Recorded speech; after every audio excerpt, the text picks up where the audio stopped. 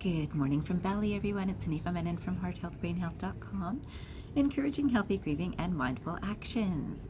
Today, I want to start a new series of videos, and I feel it's very pressing in our world today, and perhaps it's been pressing at all times. And perhaps we're getting a little bit of reminder by events in the world and feelings around us or feelings within us that helps me make this video today.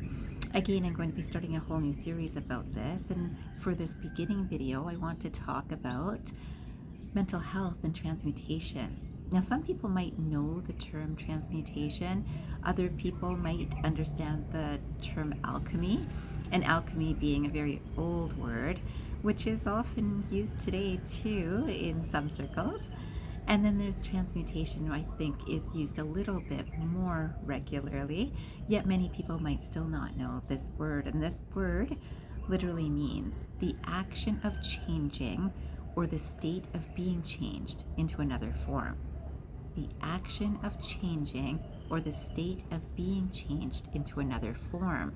This is transmutation. And today I'm beginning this video because you know that most of my work is about grief recovery. And there's so many different aspects of grief recovery that I could share with you, but this isn't exactly about grief recovery. It is about a call to action, about how personally or professionally, many families are being affected by, we'll say, grief. But if we took any emotion that's not so positive, so I might say someone who's not kind speaking, we could say, we're used to saying the word anger, but you know that I watch language too, and that's something that we can also learn to do.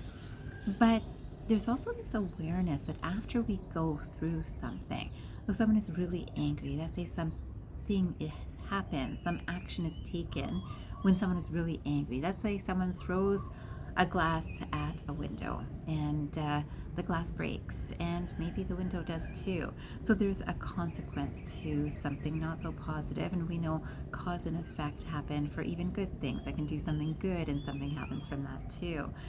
And it's interesting that with less than positive, we're less likely to be mindfully attentive to how to change this. So we might use the things of, I got to get over this, or that's really not helpful. I can understand all of the logic behind those words, yet am I doing it?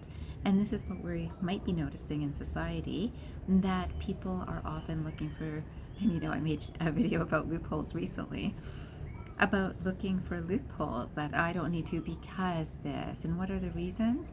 Sometimes because I'm a parent, because I'm the child, because I'm the employer, because I am the employee, because I live here, because I work there, because I look like this, because they did this. All of that, all of our reasons for take us away from the main purpose of an emotion that's being expressed, which again, many people do not even watch. How are their emotions being expressed, or how are they making them feel themselves inside? And then how are they making the world around us feel? And again, you know that I do talk about emotional intelligence, and there will be a sprinkling of that in this series too. But today I just wanted to talk about just how grief, for example, and if you've worked with me with grief in the past or currently, again, just because you might know the things that I've taught you in the past, this grief idea from grief recovery process is about two different feelings being present in the same experience. So let's say someone is really sad that someone has passed away, and then there's a real relief and ease about that person isn't suffering anymore. Those are two different feelings in the same situation. Now, you know how many of us, and all of us, carry many of these things throughout our whole lives. And it's interesting that we see that some people are just strengthened by it, and some people become bitter by it. And this includes all those other less than positive emotions, things like anger, things like irritation, irritability, frustration, worry, all of these things that are not so positive. Some people are able to rise from that because they learn something that would not have been possible without going through that experience. And this is what I'd like to talk about in this series. And I thought I'd start with this one quotation here, which literally says, some of us are able to alchemize our hurt into kindness and trust. Others repeat the cycle, wielding their wounds as a weapon. Wielding their wounds as a weapon. And you will see this around us, that sometimes the weapon is feel for me. So as the ego comes in, that, this has happened and I'm the one suffering. Meanwhile, someone else might be suffering too. And oftentimes there's not a kind spot in that, well, I'm suffering, that's where I want the attention to be. And we can't look outside of our own suffering oftentimes in those moments because we're so caught up in that space. And when that space moves forward and perhaps time happens, or perhaps just awareness grows, we can get to a space where there is a compassion for others. There's a wisdom that can be raised in this time when there's a bit of silent reflecting, which of course, I strongly encourage, especially through meditation and contemplation. And then others are in what we might call the unconscious space of, I'm so mad I can do this, I'm so upset I can do this, and we justify those actions. If you're one of these people who is justifying, maybe we all have at some point, make sure that we understand why we do what we do, and it's really self-protection. And that really means that our hurts or our upsets have not been healed. And this is the time for us to remember this, because you know that these series that I'm working on these days are to help both personals and families, but also professional worlds. And I like to encourage people who are hiring new employees to recognize that people have already gone through lots of different things before they're applying for a job. And whether they're young professionals or they're mature professionals with lots of many years of history, doesn't matter. Each person is coming in with a world of experiences. So sometimes through childhood, sometimes through teenage years.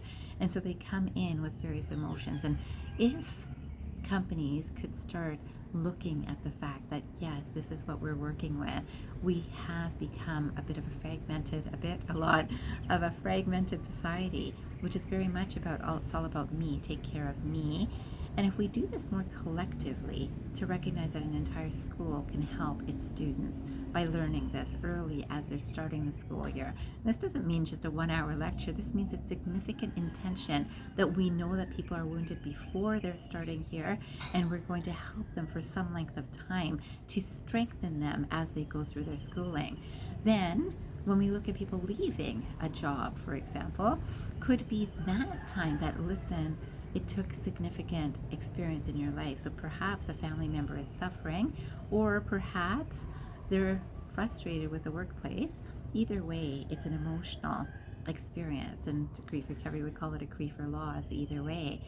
And in this experience, can there be some compassionate care where it's not just the exit interview, where it's actually a care for, you know what, you're in a really special space right now, not a difficult space. We don't have to label it as not good. It's just a special space, because if we look at it, we come to the conclusion of what happens when someone actually feels healed from grief. They become wiser from it. They might become more compassionate from it. That's if learning has occurred. And today I would encourage us to do learning. I strongly encourage this, but it's not just about learning the information. The learning is out there and people understand it intellectually. Are we applying it? Today I want to remind us about this idea of transmutation, which again I will be talking about through this entire series, and recognizing that this actually takes some effort. So not only from the people around us who are really supporting this journey for anyone, or the person themselves. And most often we see that whether we look at healthcare, I'm very fond of healthcare. We look at, okay, here's the appointment. This is how the practitioner is taking care of the client. And then now you go take care of yourself. There's not the continued energy of I need to be centered, as in the practitioner, to take care of others. There's not that consistent feeling from a boss oftentimes that I need to take care of myself to make sure that energy is what's shared here. It is, I'll put the smile on my face. Now look completely comfortable. My world is falling apart on my personal life. There's a lot of people that are doing this, and this is in Valley as well as in Canada. This is a worldwide phenomenon that's happening right now, and I think we've got tools to work with this. So today I wanted to remind you about transmutation so you can understand and appreciate this process of this series that I'll be following up on regularly. This is the quotation, or this reading that I wanted to make sure I read to you. It's transmutation. First, understand what this is. Grapes must be crushed to make wine. Diamonds form under pressure. Olives are pressed to release oil. Seeds grow in darkness. Whenever you feel crushed, under pressure, pressed, or in darkness, you are in a powerful place of transformation and transmutation. Trust the process.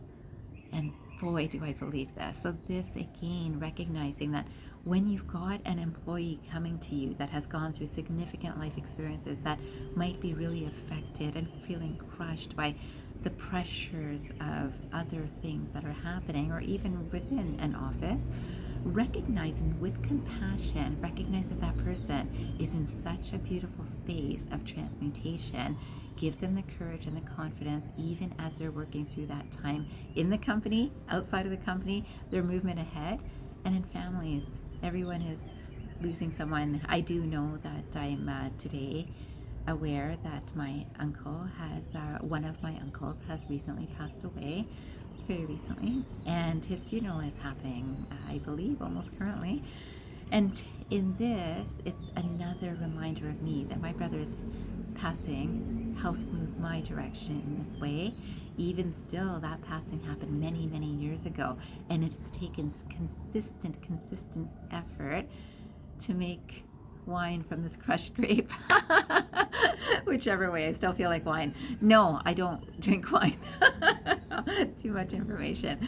But I do feel like something that has matured, evolved, and learned to move ahead, forward, and positively, and help the world around us too. Today, I hope you look forward to this series as much as I'm looking forward to it. And remember that if you're feeling crushed or somehow in darkness, let's say in darkness, or surrounded by darkness, or people who are not understanding what you understand because there's darkness around you, you are that light, and this is still a process of transformation.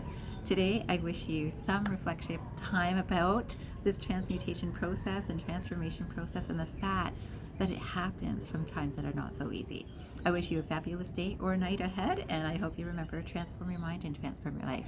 Have a great day or night, everyone.